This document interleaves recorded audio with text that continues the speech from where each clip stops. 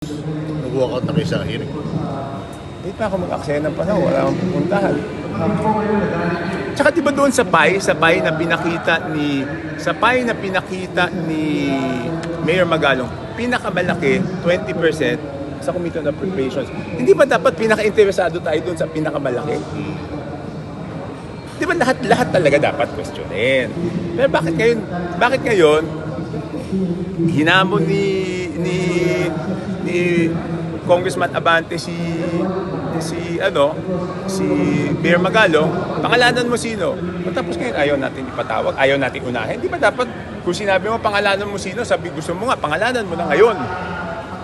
Number one, di ba, first of all, for the record, talagang I had reservations, di ba? Parang hindi naman namin pwedeng imbestigahan yung sarili namin, hindi naman pwedeng i-oversight namin yung sarili namin, di ba?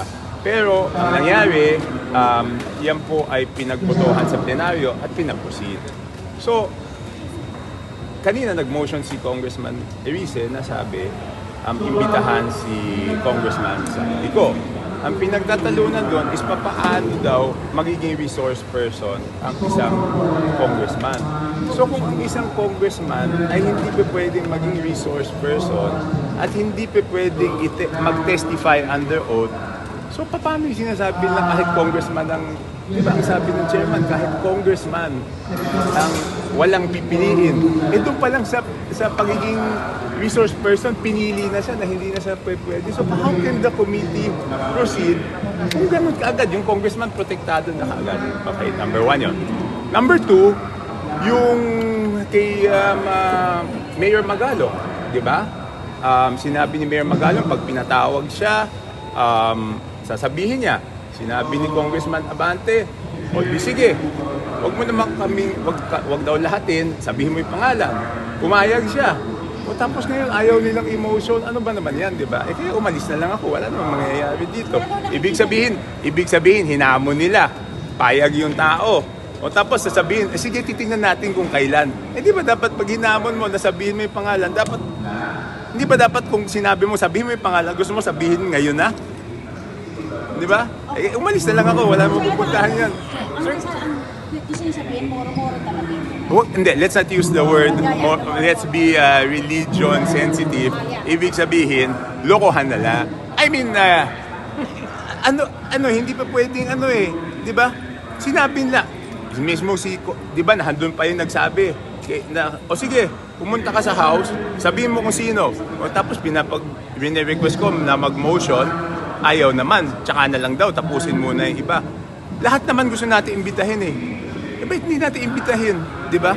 Tsaka di ba sinasabi ni Mayor Magalong pinakamalaki, 20% sa Committee on Appropriations. Kaya di ba kailangan si Saldico, kailangan si Mayor Magalong. Kasi sabi niyo bang pinoprotektahan ng House leadership si Congressman Saldico? Ano ba? Hindi ba obvious?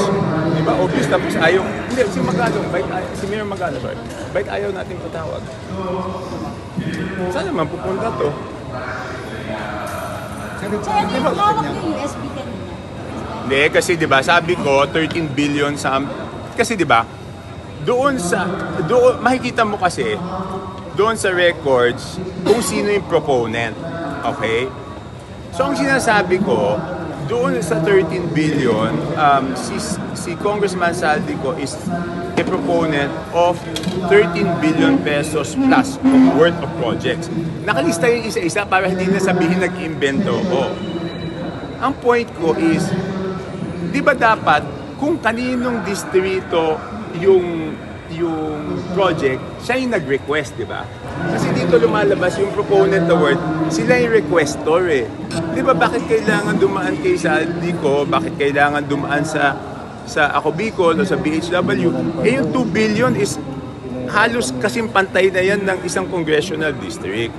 So, ito ay sa BICAM pinasok itong mga ito. Kaya it was in line with Congressman Erice's motion of inviting Congressman Saldico dahil siya ang may alam ng BICAM. So tanungin natin, bakit ganyan?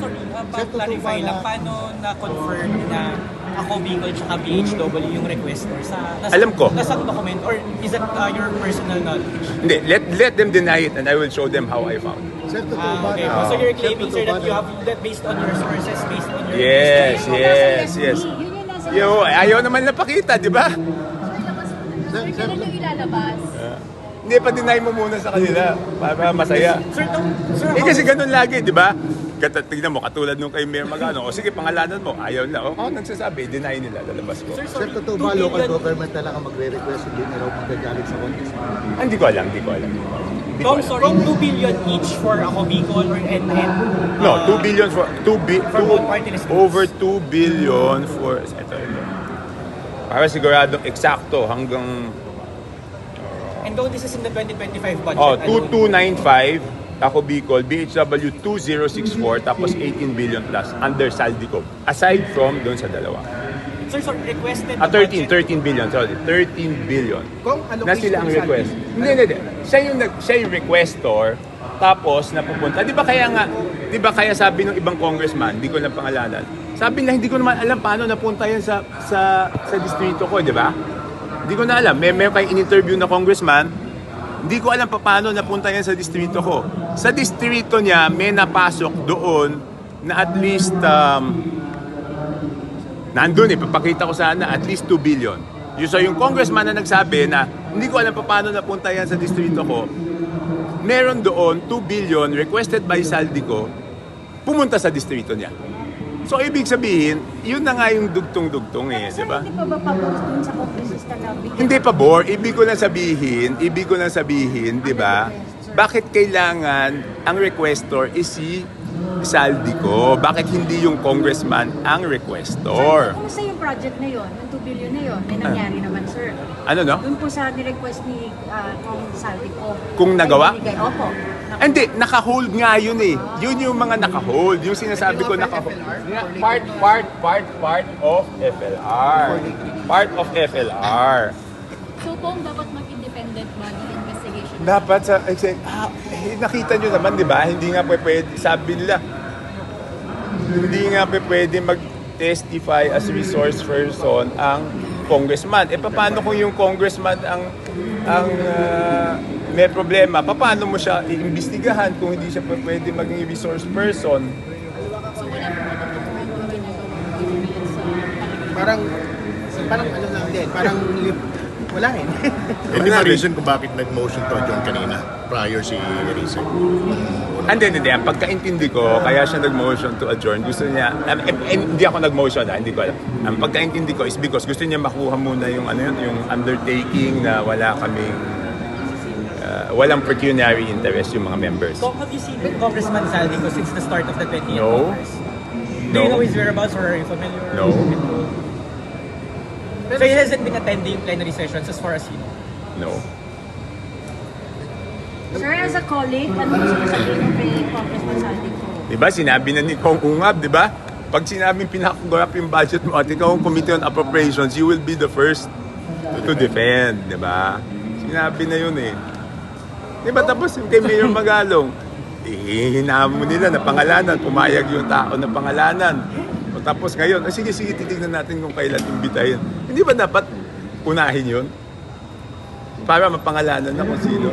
So itong kabuuan ng hearing today, saan pupunta? Hindi ko alam, umalis na ako eh. Sir, yung hindi pagpapakita ni Kong Saldico, meaning ba, guilty siya?